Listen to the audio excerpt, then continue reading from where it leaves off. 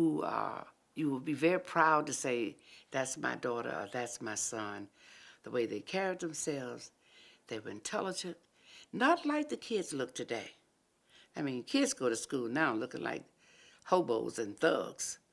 But these kids were suits and ties or sweaters and shirts with the little ties and the little sweater on. And the girls were dressed with the little heels. They looked very nice, as if they were looking for a professional job. And that was not just for the movement. That was the way we dressed. Okay, it was upscale, trying to look as professional and as intelligent as you possibly could. When the focus were on these kids, their conscience became involved. But look at these innocent kids who are fighting and marching for just their equal rights. Their parents paying taxes in this city, and they can't go in the store. They can't use the restroom. Why not? So it was began to be a harsh focus on these kids, and when they tried to attack them, they had good records.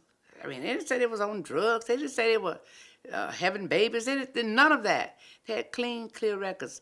Were smart kids, like a little Rosalind Pope. Did you ever meet? Rosalind Pope, brilliant young lady, who wrote some paper that they had to write. Then, yeah, they didn't believe she wrote it. She was so smart. It was done so well. They thought one of the instructors wrote it. They didn't want to believe that a kid wrote that. So always degrading black people that we're not qualified to do things like that. But they put it on Richards, and I never forget. I think I was telling Julian this, where Lonnie King told me how they would not. Don't shop at Richards. Wear old clothes for Easter. Don't buy anything. Your grandmothers was buying material and making your little dresses. So you got to wear your dress your sister wore last Easter. You got to wear it this Easter. I'll put some little ruffles around it to make it different. And then it kind of caught fire. I mean, it was a sin to go at Richards. You would not go. And we used to get on the bus or get in the car just to ride by and look to see how it looked, because people were marching and nobody would go in there. And then the front page of the paper was showing nobody was going. If somebody tried to break the line, everybody would see who was that fool, who was that who broke the line in Richards. So actually, it actually worked. It was just an incredible thing. But I understand that Mr. Richards went to C.A. Scott, who was the owner and founder of the Atlanta Daily World, who was a Republican, and there were many black Republicans at that time. But he went to him, and C.A. Scott, this goes into the Inquirer, as you probably asked about. C.A. Scott had the only black newspaper in Atlanta, and that's where we got all our news. But as usual, we would read the Atlanta Journal-Constitution. The Constitution was the evening paper, the Journal was morning paper. And we read those papers. But if you wanted real black news, you had to get it from the Atlanta World.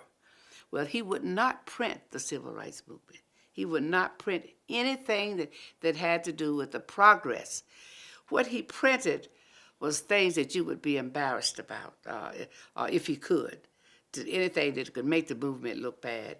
So you really felt bad, that you could, and you would read the paper and say, that's not true. We did this, or this happened, or why did he print that?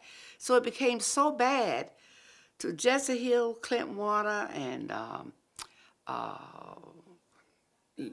boy, I can't think of the name, Hilda Wilson, and several people got together and started the Atlanta Inquirer. And they printed the Atlanta Inquirer so we could solely get the real news and get the news of where the meetings were going to take place, because they were having big mass meetings and telling the story about what we needed. So if you wanted to volunteer and give some money, you knew who to send it to, or you knew who to call. But the Inquirer was very, very important and the most popular paper then for blacks, because they printed everything.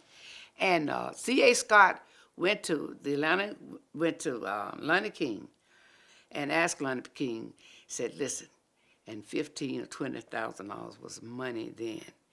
In the 60s, somebody offer you $20,000, that's enough to pay for a house, because houses sometimes cost $18,000 and $19,000.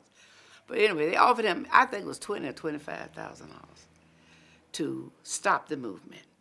Say, if you just stop it. If it's no more than stop it for Easter. Because Easter and Christmas, 4th of July, those were prime times when black people, you know how we do. Black people just ram the store. You got to have these Easter outfits, and you got to have toys for Christmas and all. So I think it was Easter. They said, don't buy any clothes for Easter. Wear old clothes. Wear old clothes with dignity. And it truly worked. But Lorna King came back and told everybody they offered us, I'm guessing at $25,000. I don't know really how much it was, but they offered us some amount, thousands of dollars, and they were really disgusted and insulted. And that made all of us so very, very proud that they couldn't buy that movement from these kids. They said, we're going to wear old clothes for Easter, and you cannot buy freedom. You cannot buy justice. And little Lonnie got to try to have a press conference, which they would not attend, but you had the Atlanta Inquirer there to get the news out. And so that just put fire in the movement, and it put fire behind those kids and fire behind the community to support them, to say, look what they're doing. They're getting arrested. They're lacking their education. Many of them were still in school, but still getting off early where they can march. So we got to help them.